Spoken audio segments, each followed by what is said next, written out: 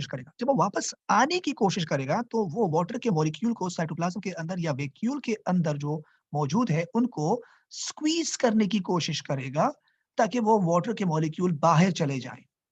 मेरी बात समझ रहे हो? तो वो प्रेशर जो सेल वॉल वाटर मॉलिक्यूल के ऊपर डाल रहा है ताकि वाटर के मॉलिक्यूल को बाहर निकाले, इसको कहते हैं प्रेशर पोटेंशियल। और वो प्रेशर जो वाटर मॉलिक्यूल सेल वॉल के ऊपर डाल रहे हैं, वो है टर्जर प्रेशर। तो टर्जर प्रेशर का जो ऑपोजिट है वो है प्रेशर पोटेंशियल। ये एक कॉन्सेप्ट है, मतलब ये है, ये एक पुशिंग फोर्स है।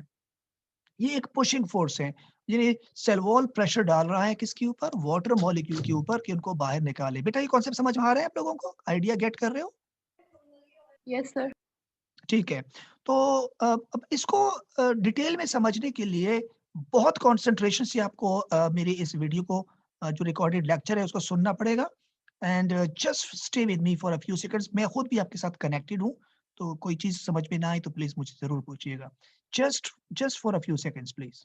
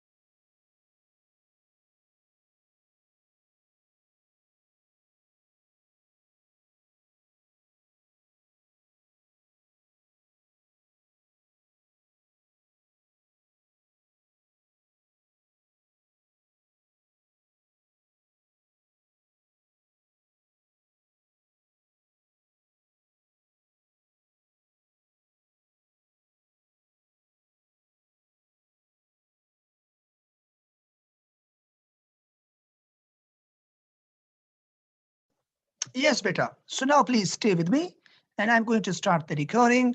That's a very comprehensive recording. इंशाल्लाह आपको बहुत अच्छी तरह समझ में आएगा, कोई confusion नहीं होगी, मैं आपके साथ connected हूँ. So please focus it.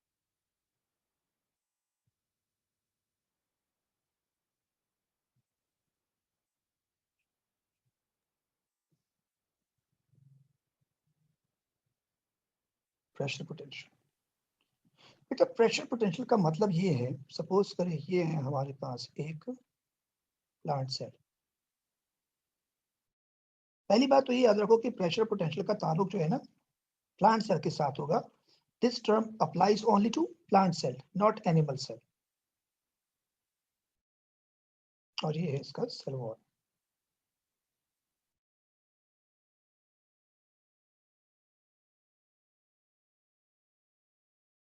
ठीक है। अच्छा, ये सेल वॉल है तो इसका मेम्ब्रेन मैं बताता हूँ, इसकी मेम्ब्रेन कहाँ है। मेम्ब्रेन को मैं थोड़ा सा शो करता हूँ रेड से।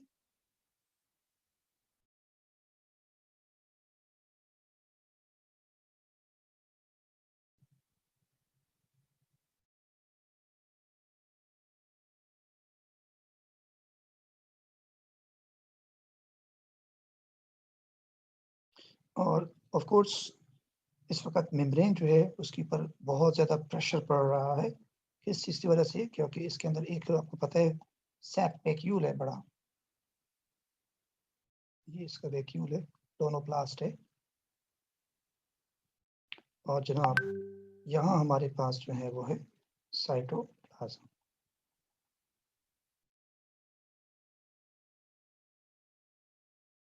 और इस साइटोप्लाज्म के साथ हमारे पास यहाँ मौजूद है न्यूक्लियस और भी बहुत सारे ऑर्गेनेल्स यहाँ पर मौजूद हैं। अब बेटा मुझे एक बात बताओ, इसका जो सेल वॉल है, मैं इसको थोड़ा सा हाईलाइट कर दूं। इसका सेल वॉल जो है ना वो ये है। ये पूरा का पूरा, ये पूरा का पूरा क्या है, सेल वॉल है।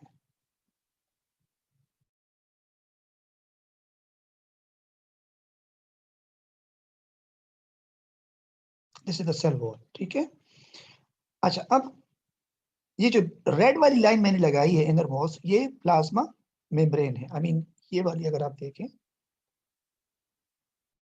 This is the plasma membrane.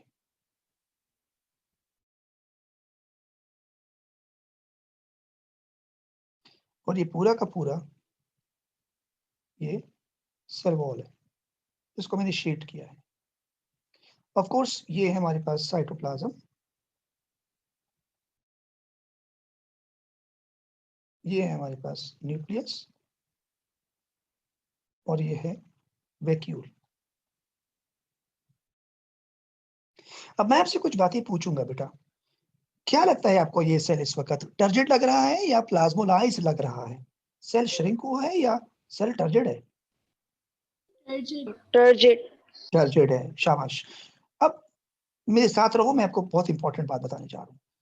For example हमने इस सेल को एक कंटेनर के अंदर रखा है और उस कंटेनर के अंदर प्योर वाटर है,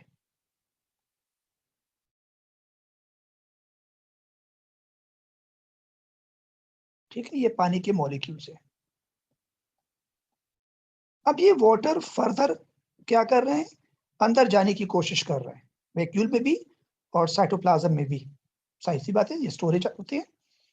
जब ये पानी इस वैक्यूल के अंदर आ रहा होगा, और आपको पता है कि प्लांट सेल वॉल जो है वो थोड़ा फ्लेक्सिबल होता है, उसके अंदर फ्लेक्सिबिलिटी होती है, तो ये वाटर के मॉलिक्यूल कोशिश ये करेंगे कि ये सेल्स का साइज मजीद बड़ा हो जाए, अंदर आते हुए इसको इसके ऊपर प्रेशर डालेंगे। वाटर के मॉलिक्यूल क्या करेंगे, एक फोर्स एक्सर्ट करेंगे, किसके ऊपर, किसके ऊपर, सेल वॉल के ऊपर क्या करेंगे, हर तरफ से प्रेशर एक्सर्ट करेंगे और सेल वॉल को एक्सपेंड करने की कोशिश करेंगे, क्योंकि पानी के मॉलिक्यूल अंदर आ रहे हैं। अब सेल वॉल अपने हिसाब से एक्सपेंड होगा, लेकिन उसका भी एक लिमिट होगा ना। अब वो सेल वॉल फुल एक्सटेंडेड होगा। क्या आपको नहीं लगता कि अगर वाटर के मॉलिक्यूल सेल वॉल के ऊपर प्रेशर डाल रहे हैं, तो क्या सेल वॉल उसके जवाब में वाटर के ऊपर प्रेशर नहीं डालेगा? सेल वॉल भी तो प्रेशर डालेगा ना, क्योंकि every action has a reaction. आप अगर सेल वॉल के अंदर मसलन एक एक गाड़ी है, उस गाड़ी के अंदर 8 आदमी आ सकते हैं, और अंदर 8 आदमी खड़े हुए हैं, जगह नहीं है, और उसके विंडो से एक बंदा अंदर जा रहा है, तो अंदर जाने वाले आदमी जो है वो बहुत जोर लगाएगा अपनी जगह बनाने के लिए, और जो अंदर लोग होंगे, जब उसके ऊपर प्रेशर पड़ेगा तो अंदर वाले लोग उस आने वाले बंदे को बाहर पुश करने की कोशिश करेंगे, क्योंकि जाहिर सी बात है, जब आप किसी चीज को पुश करोगे तो आपको रेजिस्टेंस का सामना भी तो करना पड़ेगा। तो ये फोर्स जो वाटर के मॉलिक्यूल सेल वॉल के ऊपर डाल रहे हैं, ये कहलाता है टर्जर प्रेशर, जो आप पढ़ चुके हो ओ लेवल में। और उसके जवाब में जो सेल, जी बेटा आप लोग समझ रहे हो ना, कोई कंफ्यूजन तो नहीं है? यस सर, क्लियर है। ठीक है। वॉल वाटर मॉलिक्यूल के ऊपर जोर लगा रहा है, वो है प्रेशर पोटेंशियल। मेरी बात समझ रहे हो? यानी सेल वॉल जो है वो प्रेशर पोटेंशियल। मुझे एक बात बताओ, क्या एक टर्जिड सेल का प्रेशर पोटेंशियल ज्यादा होगा या एक प्लाज्मोलाइज सेल का प्रेशर पोटेंशियल ज्यादा होगा? जी बेटा, किसका ज्यादा होगा? Turgid का. हाँ, तो आप कहोगे प्लाज्मोलाइज सेल का तो प्रेशर पोटेंशियल है ही नहीं, जीरो है। ओ भाई, एक सेल जब श्रिंक होगा तो वो तो उसका जो मेम्ब्रेन है वो तो सेल वॉल से भी थोड़ा सा श्रिंक हो गया होगा, वैक्यूल भी श्रिंक हो गया होगा, तो वह सेल वॉल तो अपने ओरिजिनल स्टेट में है। मसलन आप देखिए ना, फॉर एग्जांपल ये एक प्लांट है, सेल है, दोबारा एक साथ बना देता हूँ, और फॉर एग्जांपल ये सेल वॉल है पूरा, ये क्या है, सेल वॉल है। और आपकी जो मेम्ब्रेन है उसको मैं जरा रेड से शो करूं, ये मेम्ब्रेन है,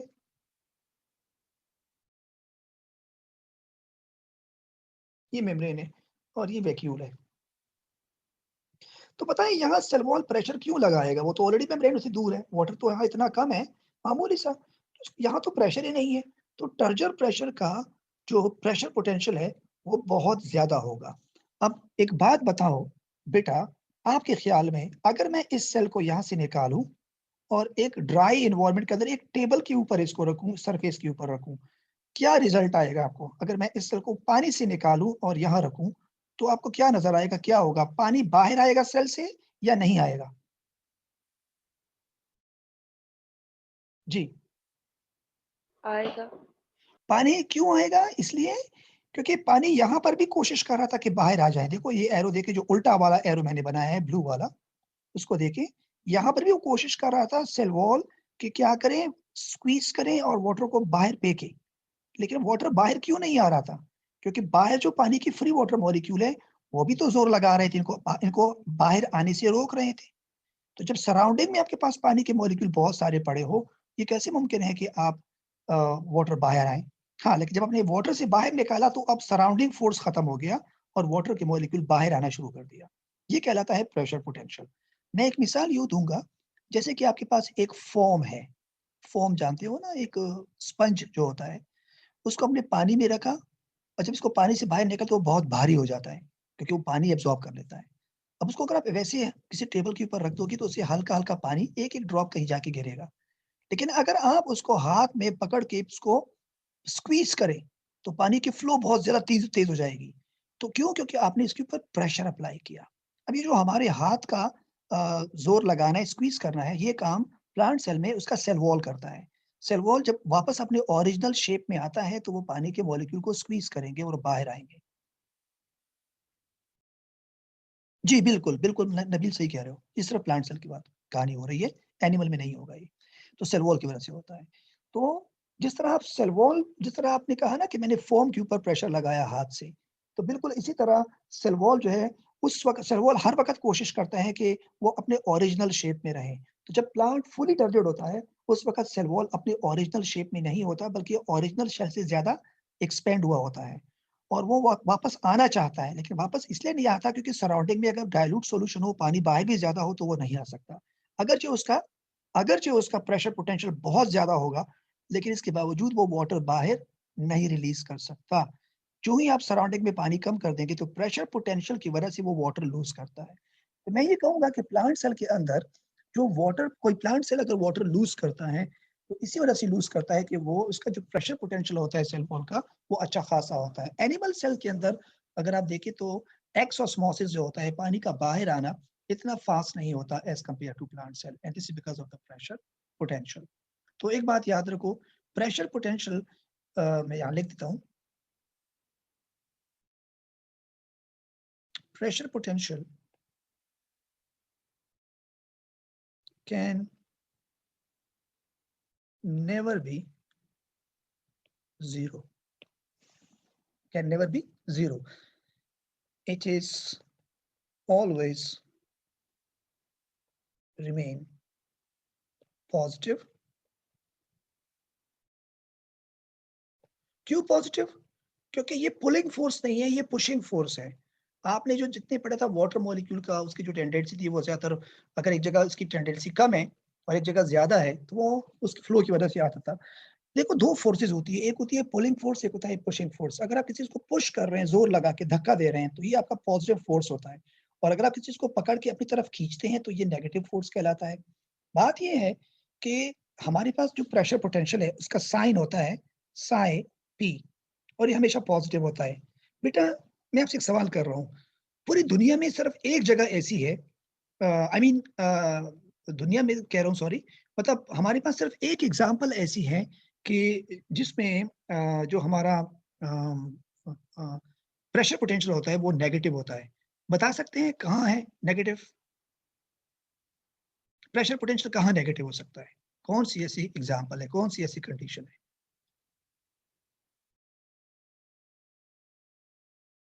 है किसी को idea? No? In case of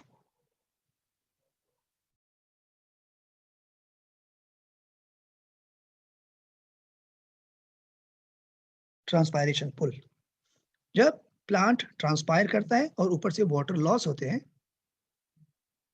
तो ज़मीन से नीचे पानी एब्ज़ॉर्ब होता है। जितना ज़्यादा ट्रांसपायरेशन होगा उतना एब्ज़ॉर्प्शन होता है क्योंकि वाटर मॉलिक्यूल के अंदर कॉलम जो होती है उसमें कोहेज़न होती है, ऊपर से खींचा जाता है। तो ये जो फ्लो है वाटर का, ये ज़्यादातर पुश से नहीं होता बल्कि पुल से होता है। तो एक जगह ऐसा है, xylem in the lumen of the xylem vessels, pressure potential remains negative. Otherwise, in all the plants, it remains positive. बेटा क्लियर हो गई प्रेशर पोटेंशियल? Yes. अच्छा, इसका मैथमेटिकल इक्वेशन होता है water potential is always equal to sum of solute potential plus pressure potential.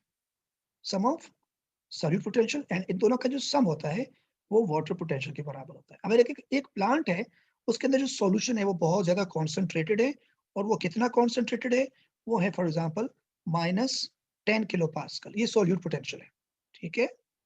और उसका जो प्रेशर पोटेंशियल है सेल वॉल इसके ऊपर प्रेशर डाल रहा है किसी वजह से, कोई सोर्स इसके हम प्रेशर डाल रहे हैं, वो प्रेशर है +10 मिली वोल्ट किलो पास्कल. तो हमारे पास जो वाटर पोटेंशियल होगा वो क्या होगा? 0 होगा.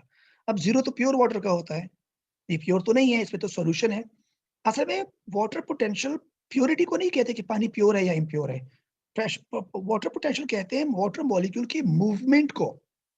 मूवमेंट से मुराद ये है कि एक सॉल्यूशन है जिसके अंदर सॉल्ट्स बहुत ज्यादा है, उसके अंदर फ्री वाटर मॉलिक्यूल की जो मूवमेंट होगी वो इतनी ज्यादा नहीं होगी, स्लो होगी क्योंकि सॉल्यूशन है. लेकिन अगर उसको आप पुश करें, किसी चीज से पुश करें वाटर की मूवमेंट को, और उसकी मूवमेंट को किसी तरीके से तेज कर दे, तो वो ऐसे बिहेव करेगा जैसे कि वाटर की फ्री वाटर मॉलिक्यूल. बहरहाल इसको फिलहाल छोड़ दे, फिर आप कंफ्यूज होंगे. बस ये इक्वेशन याद रखिएगा कभी अगर क्वेश्चन सॉल्व करना हो इस पे. ये क्वेश्चन है और this is the story of pressure potential. Now it's your turn. If you have some questions, please ask me. मैं आपके साथ डॉक्यूमेंट शेयर कर रहा हूँ, रिटन डॉक्यूमेंट्स, वहां से आप इसको लीजिए. सर जी बेटा. सर आपने बोला कि प्लाज्मोलाइज सेल में प्रेशर पोटेंशियल 0 होता है. जी बिल्कुल. तो सर आपने तो लिखा है कि pressure potential can never B 0. Water potential दोबारा बोले, what can nether B 0? Pressure potential can never B 0 आपने ये लिखा है, लेकिन आपने बोला था कि प्लाज्मोलाइज सेल में 0 होता है. अरे बेटा sorry, it's a mistake here. It's not 0, it's not, can never be negative. Sorry, ये अच्छा आपने पॉइंट आउट निकाल दिया. It's a big mistake. Can never be negative, हमेशा पॉजिटिव, एक्सेप्ट एक केस जो मैंने बताया था आपको, transpiration pull. It is always positive, except एक जगह है जो कि ट्रांसपायरेशन पुल होता है. तो प्रेशर पोटेंशियल जो है वो क्या होगा? नेगेटिव कभी नहीं हो सकता. ये हमेशा इसका जो मैग्नीट्यूड है वो प्लस में होगा. ठीक है बेटा.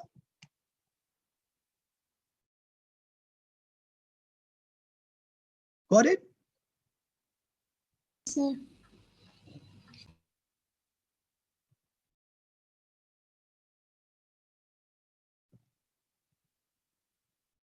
Right. Now let's move.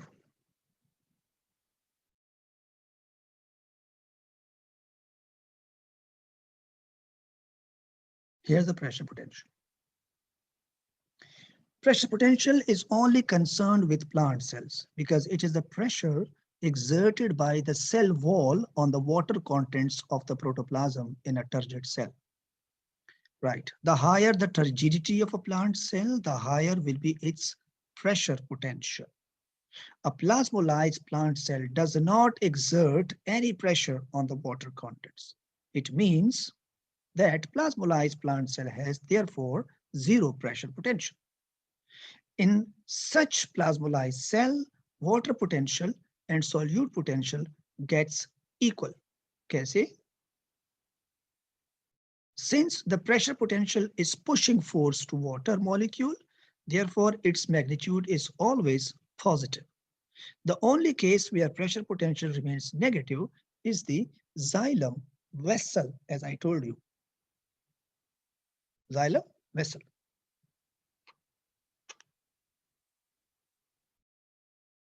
Where the movement of water is maintained by pulling force, which is transpiration pull, and not by a pushing force.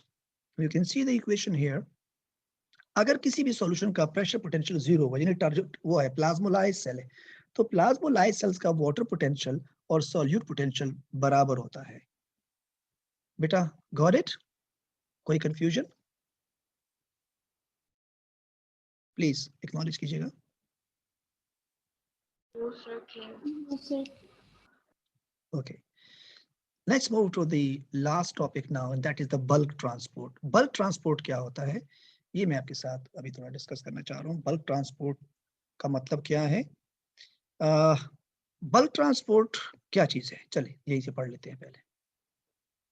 The bulk transport involves the transport of large stuff of molecule. अगर एक साथ बहुत सारे molecule को लेके जाना है या एक बड़े मॉलिक्यूल को लेके जाना है, मेम्ब्रेन को क्रॉस कराना है, और अदर मटेरियल या कोई ऐसा मटेरियल है, कोई बैक्टीरियल सेल है या कोई पैथोजेन्स है, across the biological membrane in the form of a vesicle using energy from respiration. It is therefore active process.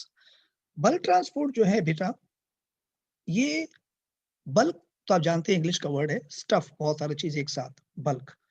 बाज़ औक़ात ये होता है कि बायोलॉजिकल मेम्ब्रेन से आपको पता है पोलर और नॉन पोलर दोनों के लिए अलग अलग रूल्स थे, ये मैंने बताया था. अब हम क्या कर रहे हैं कि मेम्ब्रेन से किसी चीज को पास कर रहे हैं, वो चाहे पोलर हो या चाहे नॉन पोलर हो, लेकिन उसका साइज बड़ा है या उसका शेप इर्रेगुलर है. ऐसा शेप है जो कि बहुत बिखरा हुआ शेप है. जैसे कि कभी-कभी ऐसा होता है कि आप एक छोटी सी चीज है, उसको किसी रूम में जाके रखने चाह रहे हो, लेकिन वो इतना स्कैटर्ड है, इतना ब्रांचे है उसके, कि उसको आप कहोगे यार इतनी जगह घेरेगा, मैं एक जगह रखूंगा, सारी जगह इसकी एक ब्रांच वहां पहुंचे, एक ब्रांच उधर पर. तो आप क्या करते हैं कि ऐसी चीज को थोड़ा फोल्ड करके एक पर्टिकुलर थैली के अंदर या किसी पाउच के अंदर रख के इसको प्रेस करके रखते हैं, और वो जो थैली होती है वो इसको सेफ्टी भी प्रोवाइड कर रहा होता है और एक जगह इसको मर्ज भी कर लेता है. ऐसा ही होता है कि जब हम किसी बहुत सारे मॉलिक्यूल होते हैं और उनको एक साथ तेजी से सेल के अंदर लेके जाना चाहते हैं, सेल के अंदर, तो इतने सारे मॉलिक्यूल को एक साथ इकट्ठा करके मेम्ब्रेन को क्रॉस करना मुश्किल काम होता है.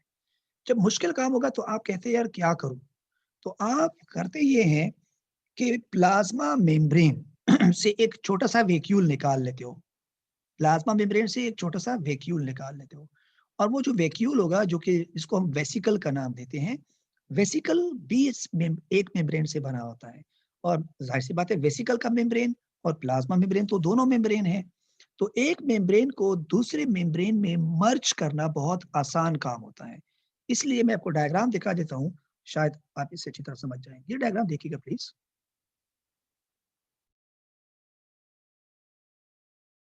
इससे ज्यादा बेहतर ये है, ये देखिएगा.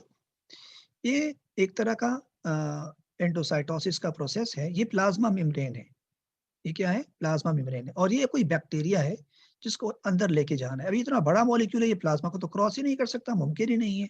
तो आप देखिए कि जो प्लाज्मा मेम्ब्रेन है वो इनफोल्ड हो जाती है. देखो ये मेम्ब्रेन है, ये फोल्ड हो गई अंदर की तरफ से. पूरी मेम्ब्रेन क्या होगी? फोल्ड होगी.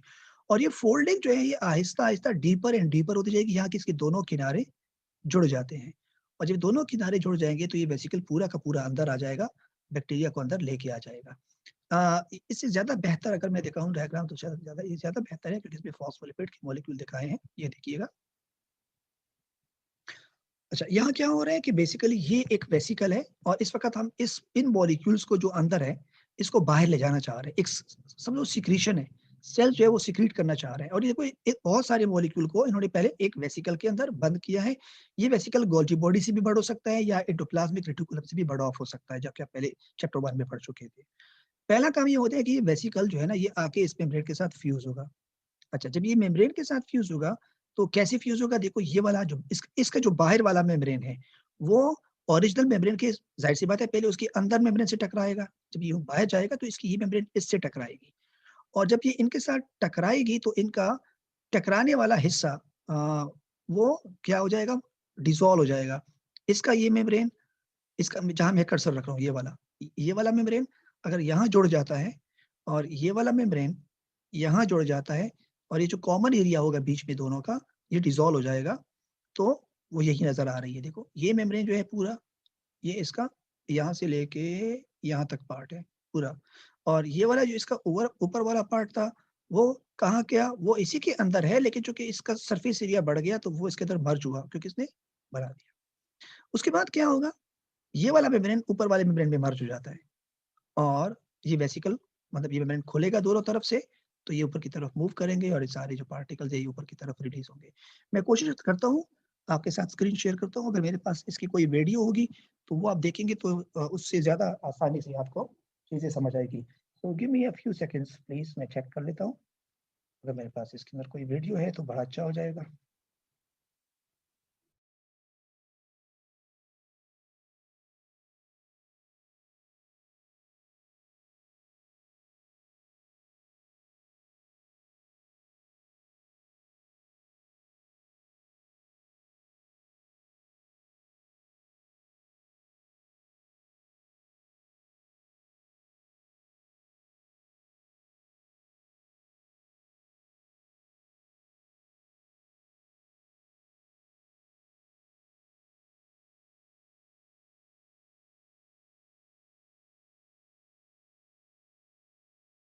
So,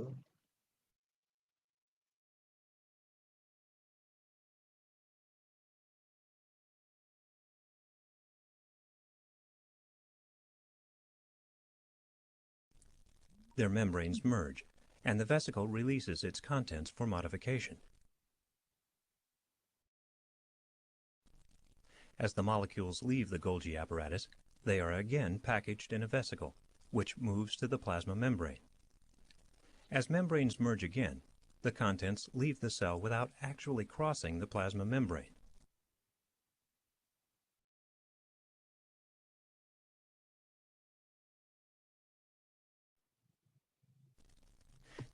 ये देखो बेटा, पहले इसने एक्सोसाइटोसिस दिखाया, अब आपको एंडोसाइटोसिस दिखा रहे हैं। ये मेम्ब्रेन है, फॉस्फोलिपिड का मेम्ब्रेन है, और आप देखिए कि ये किस तरह मर्ज होती हैं। इसलिए ये जो एनिमेशन है ये बहुत ही इंपॉर्टेंट है समझने के लिए। देखो ये मेम्ब्रेन इस वक्त इनफोल्ड हो रही है, इनविजिनेट हो रही है, और इन मॉलिक्यूल्स को अंदर की तरफ लेके जा रहे हैं। So this is the invagination of the plasma membrane. इससे पहले अगर आप देखिए, मैं थोड़ा सा इसको पीछे करूँ, अगर आप यहाँ से देखिए इसको, एक सेकंड मैं इसको जरा रोकता हूँ। As the molecules leave the Golgi apparatus, they are again packaged in a vesicle, which moves to the plasma membrane. As membranes merge again, the contents leave the cell without actually. ये देखिए, अब देखिए ये exocytosis है, यानी ये cell से अंदर चीजें बाहर जा रही है। तो वेसिकल का जो बाहर वाला मेम्ब्रेन है वो प्लाज्मा मेम्ब्रेन, मतलब वेसिकल का जो फॉस्फोलिपिड की बाहर वाले हेड है वो प्लाज्मा मेम्ब्रेन के अंदर वाले हेड के साथ मर्ज होते हैं, और इसका जो अंदर वाले हेड है वो इसके बाहर वाले हेड के साथ, ये देखो किस तरह होगा। crossing the plasma membrane. ये देखिए, ये देखिए, ये देखिए, ये होगा एक्सोसाइटोसिस, बाहर चीजें चली गई। और अब आप एंडोसाइटोसिस को देखिए, मेम्ब्रेन अंदर की तरफ फोल्ड होगी, ये देखें यूं सीधी हो गई, फिर अंदर आई। This process can also occur in reverse, allowing समझ large रहे हो बेटा? molecules. Are you getting? समझ आ रहे हैं ना? Yes, sir. Yes, ठीक है। sir. To enter a cell. This is termed endocytosis.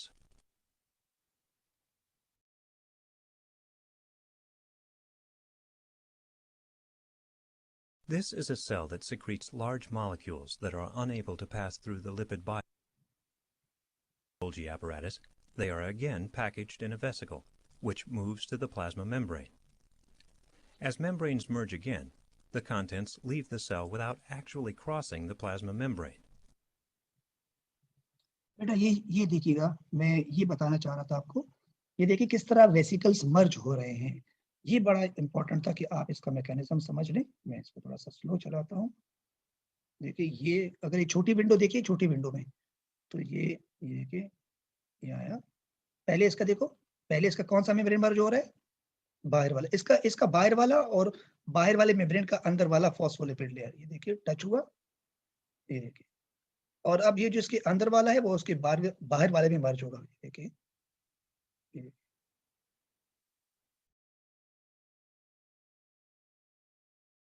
समझ रहे हो बेटा? समझ आ रहा है? Yes, sir. ठीक है जी। अच्छा, ये आपका था ये था क्या? एक्सोसाइटोसिस। ये बाहर चीजें सिक्रीट कर रहा है। और ये देखिए आगे इन्होंने दिखाया है, अब देखिए मैं आपको नीचे विंडो में देखिए, छोटे वाली में, इसमें देखिए मैं आपको एंडोसाइटोसिस दिखा और मेम्ब्रेन इनफोल्ड होगी पहले। ये देखिए, ये देखिए, ये देखिए, ये देखिए सीधी हो गई, ये देखिए इनफोल्ड हो रही है, ये देखिए डीपर एंड डीपर, मजीद इनफोल्ड, मजीद इनफोल्ड। अब ये देखिए ऊपर वाला मेम्ब्रेन जाके फ्यूज हो रहा है और इसने एक वेसिकल बनाया। इस वेसिकल को हम कहते हैं फेगोसोम। अब यहाँ से देखो ये किस तरह डिटैच हो रहा है, ये अंदर आ गया, तो लार्ज मॉलिक्यूल को ये अंदर लेके आ गया। ये है फेगोसाइटोसिस या एंडोसाइटोसिस, और जो पहला वाला था वो एक्सोसाइटोसिस था। तो ये है आपका एक्सोसाइटोसिस देखो बाहर चीजें गई और इसको अब अंदर लेके आ रहे हो तो ये एंडोसाइटोसिस है। ठीक है, समझ गए? चले वापस चलते हैं डॉक्यूमेंट की तरफ।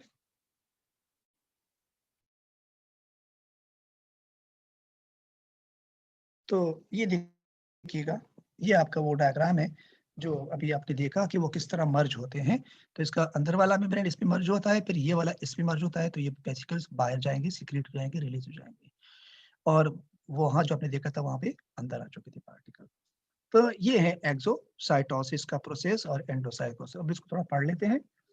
एंडोसाइटोसिस में कहते हैं in this case large molecule और huge mass of smaller molecules, या तो बड़े मॉलिक्यूल है या बहुत ज्यादा तादाद में छोटे मॉलिक्यूल है, are enclose in a vesicle mostly formed from ER or Golgi body and are transported outside the cell through the phospholipid bilayer.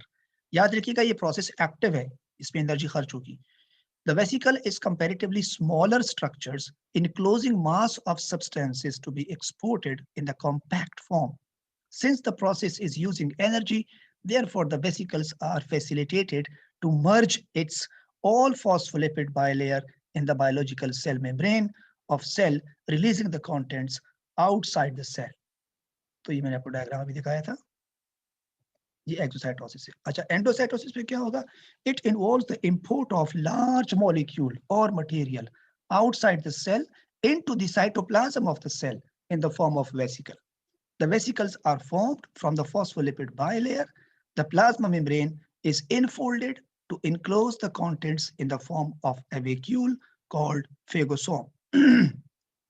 Phagocytosis is a good example of endocytosis, where the foreign particles like bacteria are engulfed in the form of vesicle called phagocytic vacuole. क्या कहते हैं इसको? Phagocytic vacuole और phagosome. अच्छा, इसी तरह जो endocytosis है इसकी एक और किस्म भी है, उसको हम कहते हैं पिनोसाइटोसिस। क्या है पिनोसाइटोसिस? क्या होता है? It is also a type of endocytosis, however the engulfed or imported molecule जिसको आप अंदर लेके आ रहे हैं are in the form of liquid, या तो वो पानी के मॉलिक्यूल होते हैं, सॉरी पानी नहीं, कोई भी लिक्विड हो, या बहुत ही ज्यादा छोटे मॉलिक्यूल है, तो उसको फिर पिनोसाइटोसिस कहते हैं। इनकी वेसिकल्स बहुत छोटे होते हैं साइज में, इसलिए हम कहते हैं the vesicle formed here are quite smaller than normal vesicles. So pinocytosis thus refers to drinking of the cell in contrast to endocytosis, which refers to eating of the cell. समझो कि endocytosis अगर वो eating है तो pinocytosis drinking है, क्योंकि ये ज्यादातर लिक्विड मॉलिक्यूल को अंदर लेके आते हैं या बहुत ही ज्यादा छोटे पार्टिकल को जो कि ज्यादा तादाद में होते हैं। तो नीचे मैंने एक डायग्राम दिखाया है, उसको देखिएगा। 3 मेजर टाइप्स ऑफ एंडोसाइटोसिस। एक तो मैंने बताया जो बैक्टीरिया को अंदर लेके आ रहे हैं, एक पिनोसाइटोसिस है, छोटे मॉलिक्यूल है उसको अंदर लेके आ रहे हैं, और तीसरा मैंने अभी थोड़ी देर पहले बताया था आपको रिसेप्टर के अंदर कि ग्लाइकोप्रोटीन जो होते हैं वो जिस पार्टिकल को नीचे लेके आ रहे थे उसके लिए पहले क्या होते हैं, रिसेप्टर अटैच होते हैं और फिर वो इंगल्फ होते हैं, तो इसको कहते हैं रिसेप्टर मीडिएटेड एंडोसाइटोसिस। पर ये इतना खैर इंपॉर्टेंट तो ये भी है, इतना मुश्किल नहीं है। तो जिसमें रिसेप्टर इन्वॉल्व होते हैं वो रिसेप्टर मीडिएटेड एंडोसाइटोसिस होते हैं, जो डायरेक्ट मेम्ब्रेन की इनफोल्डिंग से आ रहे होती है विदाउट रिसेप्टर पिनोसाइटोसिस, लेकिन लिक्विड मॉलिक्यूल और यहाँ बड़े particle like bacteria. So this is the end of your chapter. आपका क्लोज चैप्टर 3 इंशाल्लाह क्लोज हो गया। नेक्स्ट क्लास में हम थोड़ी सी कुछ क्वेश्चंस की पास पेपर्स की प्रैक्टिस करेंगे, लेकिन उसके लिए जरूरी है कि पहले आप कुछ क्वेश्चन सॉल्व करें और फिर मुझे बताएं कि कहाँ प्रॉब्लम थी किन क्वेश्चंस के अंदर, क्योंकि हम सिर्फ उन क्वेश्चंस पे फोकस करें जहां आप लोगों को प्रॉब्लम्स हो। ठीक है बेटा? Any question? नो? राइट, ठीक है इंशाल्लाह, ओके मैं कर दूंगा। Thank you very much, see you in the next class, take care, अल्लाह हाफिज।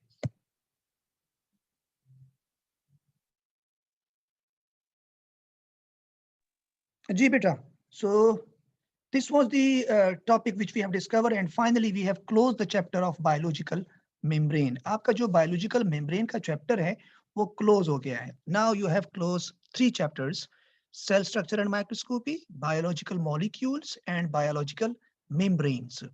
तो थोड़ा सा आप लोग पीछे हैं, मैं रिक्वेस्ट करूंगा कि कुछ एक्स्ट्रा क्लासेस के लिए हो सकता है कि आप लोगों की कुछ एक्स्ट्रा क्लासेस मैं लूं, बिकॉज एंजाइम चैप्टर को भी क्लोज कर देना चाहिए था वेकेशन से पहले. So we have completed only 3 chapters. And inshallah, we will discuss these chapters after vacation. But if I got some time, then I will manage some extra classes as well. So, yes, any question from your side, Jahazib and other students, Umar and Rahila, Rida, Maryam Iftikhar, Maliha. Any other questions if you have in your mind, Azifa Munir? So you can ask me about this chapter. Sir जी तकदीस. मैं कह रही हूँ कि आप इस topic का पीडीएफ अगर भेज सकते हैं तो आप भेज दें, क्योंकि नोट्स मतलब जल्दी जल्दी नहीं बनते ना. बिल्कुल ठीक है बेटा, पीडीएफ में आपके साथ अभी शेयर कर रहा हूँ, अभी शेयर कर रहा हूँ, भेज रहा हूँ मैं. Okay, thank you. ठीक है, बाकी जो रिकॉर्डेड लेक्चर है वो भी मैं इंशाल्लाह कोशिश करूंगा कि आपके साथ शेयर करूं. लेकिन ये है कि अभी वेकेशन में आप लोगों ने जान मारनी है और अच्छी तरह से तैयारी करनी है. सिलेबस थोड़ा सा पीछे है, हो सकता है मुझे एक्स्ट्रा क्लासेस की जरूरत पड़े, तो you have to cooperate. So thank you very much, stay blessed and enjoy your vacation, and इंशाल्लाह see you after vacation. Thank you very much. अल्लाह हाफिज.